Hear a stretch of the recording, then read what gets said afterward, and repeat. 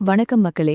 உதவி செய்யறதுக்காக சிலர் வருவாங்க. ஆனா அந்த உதவிக்கு பின்னாடி அவங்களோட சுயநலமும் பகட்டும் போட்டோ மோகமும் இருந்துச்சுன்னா அந்த போலித்தனம் ஒரு உசிரையே பழிவாங்குனா எப்படி இருக்கும்?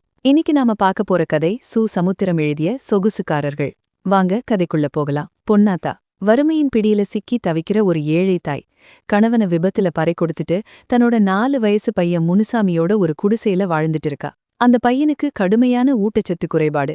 வயிறு பானை மாதிரி வீங்கி கை காலெல்லாம் குச்சி மாதிரி நோஞ்சானா இருக்கான். அடிக்கடி அவனுக்கு மாந்தம் வந்து வலிப்பு நோய் வேற வந்துடும். அந்த ஊர் நாட்டு வைத்தியர் தங்கவேலு தாத்தா தான் அந்த பையனுக்கு வைத்தியம் பாக்குறார். அவர் மருந்து கொடுக்கும் போதெல்லாம் பொன்னாத்தா கிட்ட எனக்கு கொஞ்சம் சுட சுட சோறும் கருவாட்டு குழம்பும் கொடுன்னு கேட்பார். வறுமையில இருக்கிற பொன்னாத்தாவுக்கு அது பெரிய சுமையா இருந்தாலும் பையன் பிழைக்கணுமேனு அதை குடுத்துக்கிட்டு வந்தா.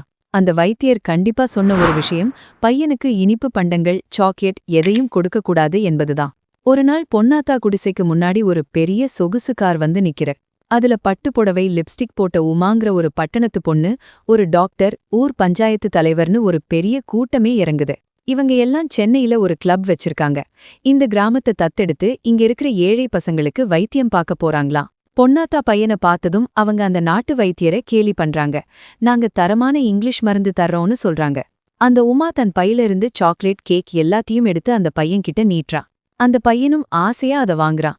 உடனே ஒரு கேமரா டக்குன்னு ஃபிளாஷ் அடிக்குது.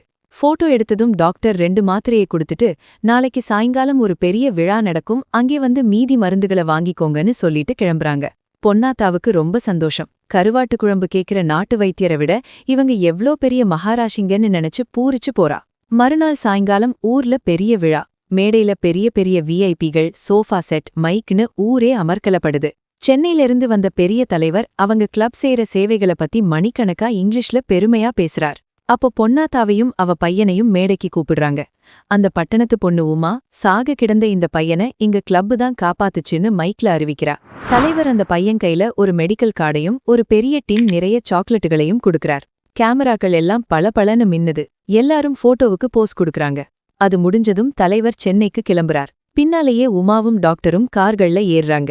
பொன்னாத்தா பதறிப்போய் உமா கிட்ட ஓடிப்போய் அம்மா என் பையனுக்கு மருந்து கொடுங்கன்னு கேக்குறா. உமாவோ எரிச்சலோட நான் என்ன டாக்டரா, டாக்டரை கேளுன்னு விரட்டுறா. டாக்டர் கிட்ட போனா அவர் விஐபிகள் கூட போட்டோ எடுக்கிற அவசரத்துல அப்புறம் வான்னு கோபமா துரத்திடுறார். எல்லா சொகுசுக்கார்களும் சென்னைக்கு பறந்துடுச்சு. நாளைக்கு வருவாங்கன்னு ஊர்க்காரங்க சொல்றாங்க.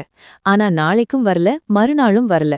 இந்த கேப்ல பொன்னாத்தாவோட பையன் அவங்க மேடையில கொடுத்த அந்த ஒரு டின் சாக்லேட்டையும் முழுசா சாப்பிட்டுடுறான். அவனுக்கு கடுமையான மாந்தம் வந்து வயிறு கல்லு மாதிரி வீங்கி கை காலெல்லாம் வெட்டிக்கிட்டு கண்கள் சொருகி போய் குற்றியுரும் கொலையுருமா துடிக்கிறான். பொன்னாத்தா கதர்றா. நாட்டு வைத்தியர் தங்கவேலு தாத்தா ஓடி வர்றார். நாடிய பிடிச்சு பார்த்துட்டு அதிர்ச்சியாகிறார். மரண நாடி அடிக்குது, காலையில என்ன சாப்பிட்டான்னு பதறி கேக்குறார். அந்த தழுக்குக்காரி கொடுத்த சாக்லேட்டுகளை தின்னான்னு பொன்னாத்தா அழுகிறா. வைத்தியர் தலையில அடிச்சுக்கிறார். பொன்னாத்தா, இனிப்பு பண்டம் கொடுக்க கூடாதுன்னு நான் படிச்சு சொன்னேனே, இப்ப முழுசா யமன் கிட்ட கொடுத்துட்டியேன்னு கண் கலங்குறார். அடுத்த சில நிமிஷங்கள்ல அந்த பையனோட மூச்சு அடங்குது. பொன்னாத்தா தன்னை ஏமாத்தின அந்த போலி சமூக சேவகர்களை திட்டி கதறி அழுகிறா. கருவாட்டு குழம்பு கேட்டாலும் என் பையன் உசிரை காப்பாத்த நினைச்ச வைத்தியரை விட்டுட்டு பகட்டுக்கு மயங்கி புள்ளைய இழந்துட்டேனேன்னு நெஞ்சில அடிச்சுக்கிறா. பொன்னாத்தா அழுது துடிச்சுக்கிட்டு இருக்கிற அதே நேரத்துல சென்னையில அந்த சொகுசுக்காரர்களோட ஏசி ரூம்ல ஒரு மீட்டிங் நடக்குது. அந்த பையனுக்கு சாக்லேட் கொடுத்த போட்டோவும் மெடிக்கல் கார்டு கொடுத்த போட்டோவும் பேப்பர்ல வந்திருக்கு. அத பெரிய ஃப்ரேம் போட்டு செவுத்துல மாட்றாங்க. அடுத்த மாசம் போட்டோ எடுக்கிறதுக்காக எந்த கிராமத்தை தத்தெடுக்கலாம்னு அந்த சொகுசுக்காரர்கள் ரொம்ப தீவிரமா விவாதம் பண்ணிக்கிட்டு இருக்காங்க. நண்பர்களே, இந்த கதை நமக்கு சொல்றது ஒண்ணுதான். ஏழைகளோட அறியாமையையும் வறுமையையும் தங்களோட சுய விளம்பரத்துக்காக பயன்படுத்திக்கிற இந்த மாதிரி போலி மனிதர்கள் சமூகத்துல உலவிக்கிட்டு தான் இருக்காங்க. உண்மையான அக்கறையோட பசிக்கு கருவாடு கேட்ட அந்த நாட்டு வைத்தியர் தான் இங்க நிஜமான மருத்துவர். பகட்டுக்காக பசியை வளர்த்து ஒரு உசிரையே பறிச்சவங்க தான் இங்க கொலைகாரர்கள். இந்த யதார்த்தமான கதை உங்க மனச தொட்டிருந்தா மறக்காம லைக் பண்ணுங்க. உங்க கருத்துக்களை கமெண்ட்ல சொல்லுங்க. இது உங்கள் நேரட்டிவ் நெக்ஸஸ். நன்றி.